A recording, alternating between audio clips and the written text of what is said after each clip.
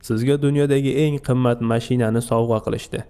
Kalitini qo'lingizga tutqazishdi va bu senga bepul deyishdi.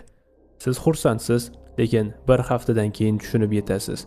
Bu mashinaning sug'urtasi, solig'i, benzini va servisi sizning 1 yillik daromadingizdan ko'p ekan. Mashina tekin edi, lekin unga egalik qilishning narxi juda qimmat bo'lib chiqdi. Afsuski, ko'pchilik moliya olamiga aynan mana shu tekin mashina ilinjida kirib keladi. Ular boylikni tekin sovg'a deb o'ylashadi, lekin Morgan Housel bizga bir darsni o'rgatadi. Dunyoda hech narsa bepul emas. Agar narx yorlig'i ko'rinmayotgan bo'lsa, demak, narx bu sizning o'zingiz. Deylik, siz biror bir biznesga yoki aksiyaga pul tikdingiz. Siz 100% foyda olishni kutayotgan bo'lishingiz mumkin, lekin oradan 1 oy o'tib bozorda tushish bo'ldi va sizning pulingiz 20% ga kamaydi. Shu daqiqada siz nimani his qilasiz? Yurak urishining tezlashishi, kechasi uxlolmaslik, xato qildimmi degan shubha. Mana shu investitsiyaning haqiqiy narxidir. Ko'pchilik buni jarima deb o'ylaydi. Ya'ni xato qilganim uchun jazolanyapman deb hisoblaydi. Lekin bu jarima emas, bu xizmat haqqi. Muvaffaqiyatli investor bo'lish uchun siz mana shu noaniqlik va qo'rquv narxini to'lashingiz shart.